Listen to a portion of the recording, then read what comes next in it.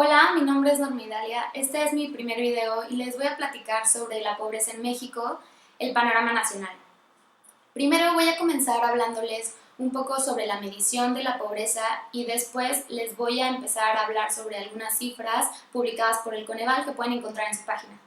Antes del 2002, México no contaba con una metodología oficial para la medición de la pobreza. El Comité Técnico para la Medición de la Pobreza presentó una metodología que descansaba en la medición de la pobreza por ingreso. De ahí surgieron tres líneas de pobreza diferentes: de alimentación, de capacidades y de patrimonio. Una línea de pobreza es una cota de referencia. En México se mide en pesos, es decir, si las estimaciones sugieren que una persona requiere de 100 pesos para comer a la semana y esta persona a la semana gana 90 pesos, esta persona se va a encontrar por debajo de la línea de pobreza. Esta metodología analizaba el fenómeno de pobreza desde la insuficiencia de recursos económicos, es decir, la falta de dinero que tuvieran las personas para satisfacer sus necesidades básicas alimentarias y no alimentarias. En un ejemplo muy burdo, supongamos que una persona de 30 años, soltera, vive en casa de sus papás, ellos pagan el internet, la luz, el agua, come de su despensa, pero que tiene un ingreso de 0 pesos, podría colarse por debajo de la línea de pobreza. Repito, es un ejemplo súper burdo. Sin embargo, su calidad de vida difiere mucho de una persona que vive en una zona rural, que tiene piso de tierra, que un hospital le queda a kilómetros de distancia y que a lo mejor no tiene acceso a una alimentación sana. En el 2004, con la promulgación de la Ley General de Desarrollo Social, se creó el Consejo Nacional para la Evaluación de las Políticas de Desarrollo Social, el famoso Coneval. Una de sus atribuciones principales fue establecer los lineamientos, criterios para la definición, la identificación y la medición de la pobreza de una manera multidimensional, y ya no solo de la perspectiva de la insuficiencia del ingreso que habíamos platicado antes. Después de un intenso proceso de investigación, análisis y consulta con especialistas nacionales e internacionales, el Coneval elaboró la metodología para la medición multidimensional de la pobreza.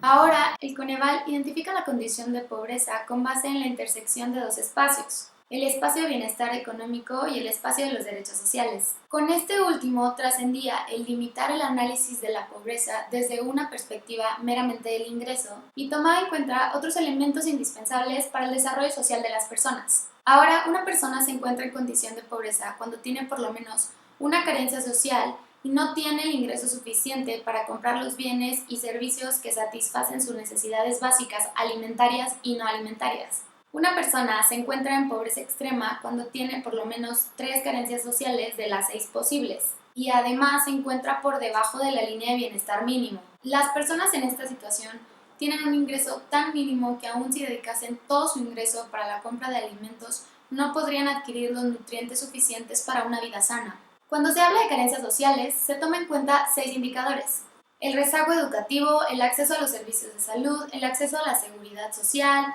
la calidad y los espacios de la vivienda, el acceso a los servicios básicos de la vivienda y el acceso a la alimentación. En el 2018, las estimaciones arrojaron que en México 52.5 millones de personas se encuentran en condición de pobreza, o sea, como el 42% de la población. En pobreza extrema se encontraba un poquito más de 9 millones de personas, que vienen siendo como el 7% de la población. Sin profundizar en los indicadores, les voy a describir un poco lo que sucede al 2018 de acuerdo a las publicaciones del Coneval. El rezago educativo es una carencia social que afecta al 16.9% de la población, es decir, a 21.1 millones de mexicanos. Estas personas no tienen acreditado su nivel de estudios que les permita desarrollarse. El 16.2% no tienen acceso a los servicios de salud, es decir, si se enfermaban no tienen acceso a un médico o a un centro de salud.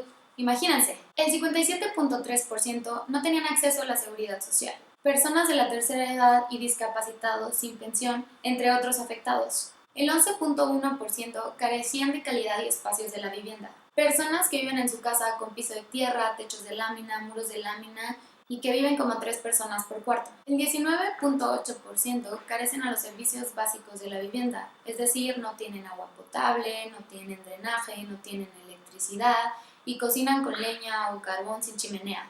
El 20.4% no tiene acceso a la alimentación, es decir, estas personas no tienen acceso a comida suficiente para tener una vida activa y sana. Para que vean más o menos cómo están los estados, en este mapa Los estados de color claro tienen aproximadamente entre el 14 y el 35% de la población en condición de pobreza. Los de naranja claro tienen un porcentaje entre el 35 y el 50% de la población en condición de pobreza. Los de naranja vibrante entre un 50 y un 65% y los de rojo entre un 65 y un 80%.